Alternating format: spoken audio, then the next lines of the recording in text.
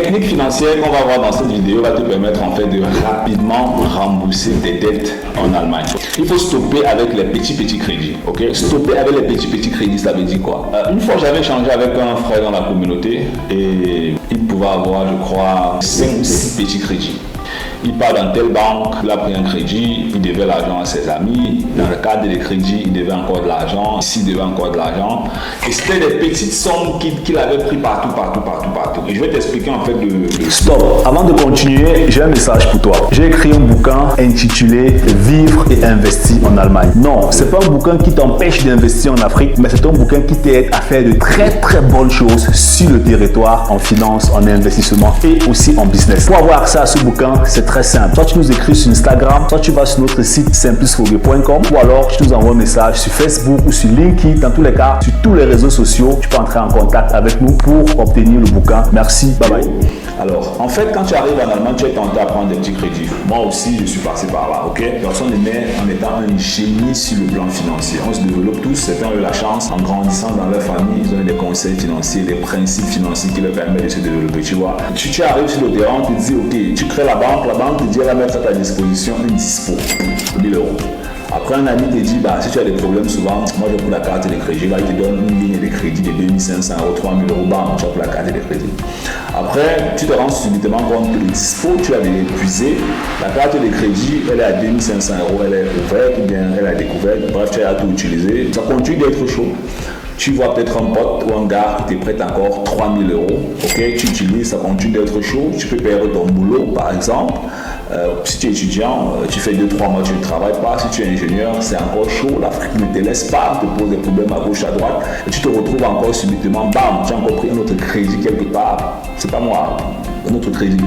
Ou alors tu as un problème avec une facture que tu n'as pas payée et ça s'accumule et tu as des amendes, et ça fait déjà beaucoup de petits crédits. Et tous ces petits crédits-là créent ce qu'on appelle les flèches dans le cerveau. Boum, ici il faut payer, boum, là-bas il faut payer, boum, ici il faut payer, boum. Tu as beaucoup de petits crédits qu'il faut payer. Si tu as une situation qui est crédible en Allemagne et que tu peux organiser tout ça en un seul crédit, ce sera la solution. Tu vas donc aller voir une banque, tu vas dire à la banque que tu veux faire ce qu'on appelle un Umschuldung. Umschuldung, ça veut dire que tu veux prendre le crédit chez eux pour rembourser d'autres crédits. Ça fonctionne, c'est très bien. Tu vois la banque, tu leur dis, je veux prendre un crédit chez vous pour rembourser d'autres crédits. Tu vas donc collectionner tous les petits crédits que tu as. Supposons que les petits crédits donnent par exemple la somme de 10 000 €, ok, ou 15 000 €. Prends le crédit donc de 15 000 € chez cette banque. Et ce crédit-là, maintenant, avec ça, tu rembourses tous les petits crédits. Les bénéfices sont les suivants. Tu es déjà calme un peu plus sur le plan financier. Ton énergie, en fait, est relativement bonne. Tu as un seul crédit sur lequel tu te concentres. Si les petits crédits-là, par exemple, faisaient au total, je dis n'importe quoi, 600 € par mois ou bien 700 € par mois. L'avantage que tu as maintenant, c'est que tu prends un crédit qui va rembourser tout ça et celui-là, tu le prends sur le long terme de telle manière que ça peut donner par exemple 300 € par mois. Tu vois que tu as 300 € par mois pour rembourser tous les crédits là et tu as maintenant une différence de 400 € par mois qui te reste. Avec les 400 € par mois là, stop, ne pas faire la cotisation, ne pas investir en Afrique parce que tu as 400 € dans ta tête ou bien c'est pas moi quoi. Tu prends l'argent, tu appliques certains principes d'épargne d'abord parce que beaucoup font les cotisations, mais il n'y a pas de stratégie derrière. La cotisation n'est pas mauvaise, mais le truc en fait c'est quoi la stratégie derrière les cotisations? C'est quoi la stratégie? En finance, il y a 4 étapes qui sont importantes. C'est-à-dire, quand tu te réveilles sur le plan financier, tu dis waouh, qu'est-ce que j'ai fait vraiment de ma vie sur le plan financier? Il y a 4 étapes qu'il faut traverser dans tous les livres que tu vas lire. C'est 4 étapes qui sont importantes pour toute personne, individu et même pour les entrepreneurs. Okay? Il y a 4 étapes qui sont importantes à traverser sur le plan financier. On dit qu'il faut bâtir une réserve, donc il faut avoir une économie de réserve qui va sur certains mois, ça peut aller de 6 mois à 12 mois, ça dépend. On te dit qu'il faut atteindre la sécurité financière, il faut atteindre l'indépendance et puis la liberté financière. Les 4 étapes là en fait. Et chacune de ces étapes correspond à un volume d'argent et à une certaine manière de vivre. Tu vois un peu. Donc, quand tu as donc pris ces 300 € et que tu as remboursé, il te reste 400 €. Ben, tu te concentres maintenant sur traverser les 4 étapes là. Et non plutôt prendre de l'argent, aller payer un bête champ en Afrique pour faire, je ne sais pas moi quoi, quel élevage qui ne sert à rien, bien que l'agriculture, parce que tu veux faire plaisir à tes amis et leur faire comprendre. Je suis agriculteur en Afrique, je suis éleveur en Afrique, il y a 10 000 hectares de poulets non fumés. Tu as besoin de t'organiser d'abord personnellement en ce qui concerne ton développement financier. Ok?